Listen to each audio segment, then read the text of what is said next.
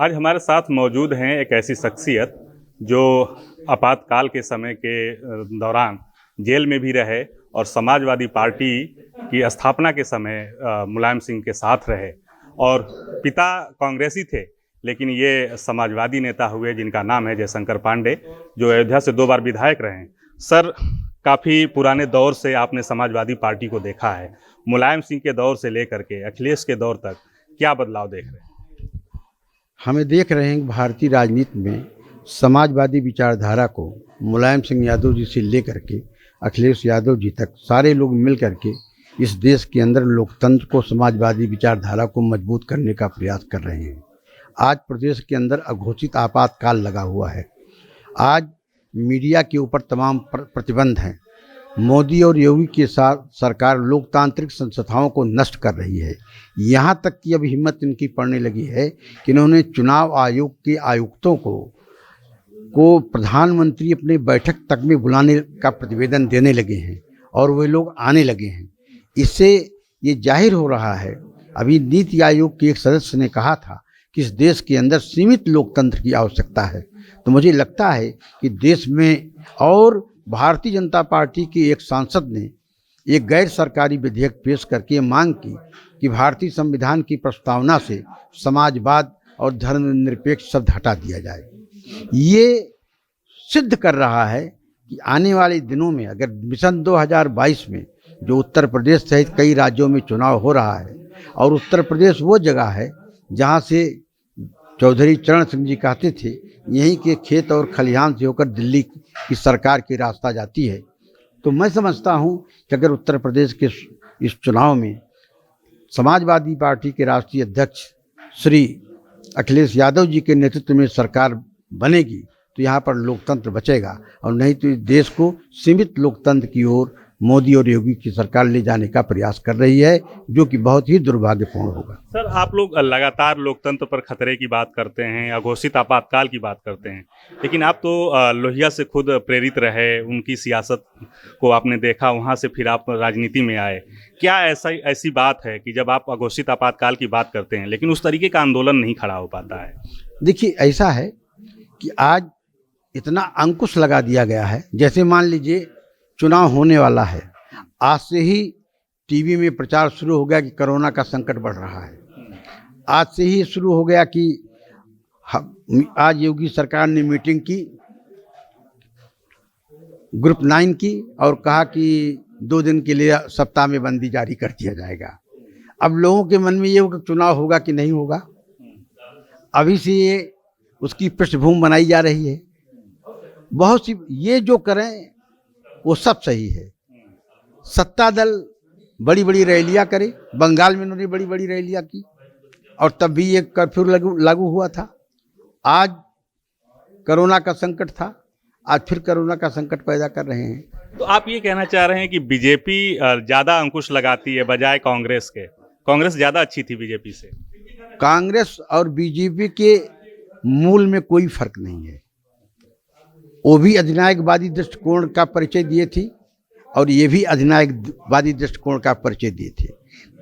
खल इसलिए रहा है कि जिसके पीठ पर हंटर के निशान मौजूद हैं वह हंटर मार रहे हैं, इसलिए मुझे इस बात का दुख है। भारतीय जनता पार्टी के तथाकथित जनसंघ के लोग भी उस आपातकाल में कुछ जेल में थे, तो कम से कम उनको आपातकाल जैसी परिस्थितियों को से सबक सीखना चाहिए। लाल कृष्ण आडवाणी जी ने एक बार कहा था मोदी की सरकार में, जब पत्रकारों ने उनसे पूछा कि क्या आपातकाल लग सकता है, तो उन्होंने कहा यह संभव नहीं है, यह संभव नहीं है। अखिलेश यादव की समाजवादी पार्टी और मुलायम सिंह यादव की समाजवादी पार्टी में आप चूंकि दोनों नेतृत्व देख चुके हैं, कितना फर्क महसूस करते हैं? और क्या एक मुलायम सिंह की जो सियासत थी, अखिलेश जी की जो सियासत है, दोनों में कितना फर्क है? अखिलेश यादव जी की सियासत में मुलायम सिंह की सियासत में कोई फर्क नहीं है। मुलायम सिंह यादव ने जो पृष्ठभूमि तैयार किया था उस पर अखिलेश यादव जी उसको आगे बढ़ाने का काम कर रहे हैं। आपने काफ़ी लंबी सियासत देखी है और आप जिस जिले से आते हैं वो समाजवादी और बहुजन समाज पार्टी दोनों का एक तरीके से गढ़ रहा है। आज पूरी की पूरी बसपा अगर देखा जाए अम्बेडकर नगर की समाजवादी पार्टी में आ गई है, तो क्या आप लोगों के जो काडर हैं, जो समाजवादी पार्टी का काडर है, वो थोड़ा उपेक्षित नहीं महसूस कर रहा होगा? हम कोशिश करेंगे कि हमारा कैडर उपेक्षित न महसूस करे। हमारी पूरी कोशिश होगी, आदरणीय अखिलेश यादव जी की भी पूरी कोशिश होगी कि हमारा कैडर उपेक्षित महसूस न करे। 9 तारीख को अखिलेश यादव अयोध्या जा रहे हैं। अयोध्या यानी कि राम की नगरी, राम की सियासत को लेकर के बीजेपी सत्ता में आती है। आप उससे कैसे निपटेंगे? जब भी बात होती तो राम मंदिर की बात होती है। समाजवादी विचारधारा के लोग साथियों, और मैं आपसे भी निवेदन करना चाहता हूं, जिस समय 1962 तक आप भारतीय जनसंघ पार्टी का घोषणा पत्र देख लीजिए। 1962 तक के घोषणा पत्र में भारतीय जनसंघ पार्टी के कहीं राम का उल्लेख नहीं है, कहीं राम की चर्चा तक नहीं है।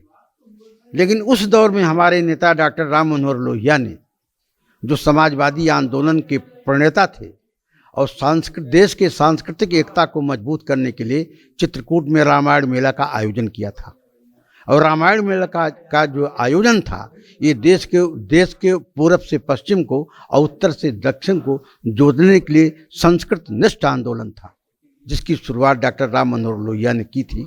उस समय भारतीय जनता पार्टी की, उस समय जनसंघ पार्टी के घोषणा पत्र में तब राम का उल्लेख नहीं था। तो राम के सबसे बड़े फॉलोअर समाजवादी और डॉक्टर राम मनोहर लोहिया हैं या जनसंघ और भारतीय जनता पार्टी है? भारतीय जनता पार्टी लगातार कब्रिस्तान की बात करती है, अब्बाजान का प्रयोग करती है। थोड़ा सा लगता है कि माहौल कुछ मुद्दों से हटेगा। भारतीय जनता पार्टी की पृष्ठभूमि राष्ट्रीय स्वयंसेवक संघ से है और राष्ट्रीय स्वयंसेवक संघ की आधारशिला ही सांप्रदायिकता है। उनका अगर सांप्रदायिकता को हटा दिया जाए तब इनके पास कुछ बचता ही नहीं है। अगर कब्रिस्तान न हो, बाउंड्री न हो, अब्बाजान न हो, इनके पास, इनका मुद्दा क्या है? इनका मुद्दा महंगाई नहीं है, इनका मुद्दा बेरोजगारी नहीं है, इनका मुद्दा गरीबी नहीं है, इनका मुद्दा भूखमरी नहीं है, इनका मुद्दा केवल सांप्रदायिकता है। सांप्रदायिकता की आधारशिला पर ही भारतीय जनता पार्टी की इमारत की तामीर खड़ी होती है। लेकिन भारतीय जनता पार्टी ये कह रही है कि महंगाई मुद्दा नहीं है, बेरोजगारी मुद्दा नहीं है, भूखमरी की आप बात कर रहे हैं। अनाज तो दे रही है, अनाज दे रही है जनता को, और किसानों को जो है पैसा। भारतीय जनता पार्टी अनाज नहीं दे रही है। आपको याद होगा, या अगर आप पढ़ लीजिएगा कि जब हिटलर जर्मनी का फासिस्ट राजा हुआ तो उसने कहा था कि हम ऐसा समाज बनाएंगे जहां भोजन ही विकास माना जाएगा। आज भारतीय जनता पार्टी ने के दौर में अखबारों में विज्ञापन छपता है कि हमने 23 करोड़ लोगों को अनाज बांटा है। जिस प्रदेश में 23 करोड़ लोग गरीबी की रेखा के नीचे होंगे, उस देश की समृद्धि और आबादी क्या होगी उसकी कल्पना आप सहज कर सकते हैं। भारतीय जनता पार्टी भी लगातार उसी समय जो है कि प्रोग्राम कर रही है। जब अखिलेश अयोध्या में होंगे और मोदी जो है यहाँ लखनऊ में रहेंगे, तो लगता है कि समाजवादी पार्टी कभी राम विरोधी नहीं रही है, कभी राम विरोधी नहीं है। और मैं व्यक्तिगत रूप से मुलायम सिंह यादव को परिवार को जानता हूँ। मुलायम सिंह बिना हनुमान जी की पूजा के पानी नहीं पीते। और उनका परिवार के बारे में व्यक्तिगत, हनुमान जहाँ पर मुलायम सिंह बैठते हैं वहाँ पर भी हनुमान जी की प्रतिमा है। वो तो जहाँ रहते हैं, खाते हैं, उठते हैं, बैठते हैं, उनका परिवार उसके एक एक रग से मैं वाकिफ़ हूँ और मैं व्यक्तिगत रूप से जानता हूँ। लेकिन जब राम की बात आती है तो मुलायम सिंह की सरकार का जिक्र आता है, जिसमें कार सेवकों को। मैं एक चीज़ आपसे कहना चाहता हूँ, बहुत अच्छा सवाल आपने पूछा है। मर्यादा पुरुषोत्तम भगवान के कुल में राजा हरिश्चंद्र पैदा हुए थे और राजा हरिश्चंद्र ने की निष्ठा भारतीय इतिहास में, भारतीय संस्कृति में, भारतीय दर्शन में, भारतीय मूल्यों में ये है कि चंद्र टरे सूरज टरे टरे जगत व्यवहार, पै दृढ़ व्रत से हरिश्चंद्र का टरे न सत्य विचार। राजा हरिश्चंद्र ने सत्य के लिए और संविधान के लिए वे गुलाम हो गए थे। डोम के यहाँ घाट पर रहते थे और जब उनके प्रिय पुत्र का रोहितास का सर्पदंश से मृत्यु हुई तो उनकी पत्नी सेव्या ले गई और कहा मैं दाह संस्कार करना चाहता हूँ। तो उन्होंने कहा रानी हमको कर चाहिए। तो उन्होंने कहा मैं गुलाम हूँ, कर कैसे चुकाओगी? तो उन्होंने कहा कि तुम अपना आंचल फाड़ के दे दो। उन्होंने सेव्या से आंचल ले लिया था फाड़ करके, तब दाह संस्कार करने दिया था। ये राजा हरिश्चंद्र की सत्यनिष्ठा थी, जिस सत्यनिष्ठा के लिए राजा हरिश्चंद्र भारतीय दर्शन और भारतीय इतिहास में माने गए, क्योंकि वे गुलाम थे।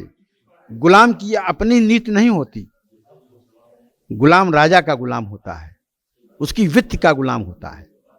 अगर मैं ये कहूँ कि अगर राजा हरिश्चंद्र भारतीय संस्कृति के उन्नायक विचारक थे, दृष्टिकोण थे, सलाहकार पुरुष थे, तो मुलायम सिंह यादव ने भारतीय संविधान की शपथ ली थी, उत्तर प्रदेश के मुख्यमंत्री थे, उनका दायित्व था बाबरी मस्जिद की रक्षा करना। मैं तो ये कहता हूँ कि अगर सीमित ताकत का इस्तेमाल करके उन्होंने बाबरी मस्जिद के भारतीय संविधान की रक्षा की, तो चाहे राजा हरिश्चंद्र अगर 1 टन सोना थे और मुलायम सिंह 1 रत्ती सोना थे, तो सोना 1 टन भी होता है और सोना 1 रत्ती भी होता है। दोनों सलाहकार पुरुष एक जैसे हैं, उनका मूल्यांकन क्यों नहीं किया जाता? अगर राजा हरिश्चंद्र का मूल्यांकन है तो फिर मुलायम सिंह का भी मूल्यांकन होना चाहिए। सर, अंतिम सवाल, आप काफ़ी इतिहास से लेकर बहुत अच्छा तरीके से आपने जोड़ के बताया। अंतिम सवाल है, अखिलेश यादव अयोध्या जा रहे हैं, कितनी बड़ी रैली होगी और कितना असर होगा? अखिलेश यादव जी अयोध्या जा रहे हैं, बहुत बड़ी रैली होगी। और अखिलेश यादव राम भक्त हैं, राम का पूजा करेंगे, अर्चना करेंगे, दर्शन करेंगे। और भारतीय जनता पार्टी जितने आरोप लगाती है वो झूठ है और निराधार है। राम के दर्शन करने जाएंगे? बिल्कुल राम के दर्शन करने, राम के अनुयायी है ही हैं अखिलेश यादव जी, उनका पूरा परिवार। तो कहीं बीजेपी को फिर मुद्दा न मिल जाए कि जैसे ही चुनाव आया अखिलेश को राम याद आ गया? ऐसा नहीं है। बीजेपी का हम लोग राम भक्त हैं। आप बताइए कौन ऐसा इस देश के अंदर है जो राम भक्त नहीं है? हम तो कण कण में भगवान राम का दर्शन करते हैं और हमेशा किए हैं और हमेशा करेंगे। हमारे नेता डॉक्टर राम मनोहर लोहिया ने इस देश को जितना सांस्कृतिक निष्ठा से जोड़ा, क्या किसी और नेता ने भी जोड़ा है? जो समाजवादियों की देन है वो भारतीय जनता पार्टी राम की अनुयायी नहीं है, ये मनी राम की अनुयायी है। तो ये थे समाजवादी पार्टी के पूर्व विधायक जयशंकर पांडे, जिनका कहना है कि अयोध्या के दौरे पर जब अखिलेश यादव जाएंगे तो राम का दर्शन भी करेंगे, और उन्होंने बीजेपी पर कई आरोप भी लगाए हैं। सहयोगी बाबूलाल के साथ Sushil Kumar, daily insider, Lucknow. UP और देश दुनिया की तमाम ताजा तरीन खबरों के लिए आज ही गूगल प्ले स्टोर से इंस्टॉल करें हमारा तेजी से उभरता न्यूज ऐप डेली इंसाइडर।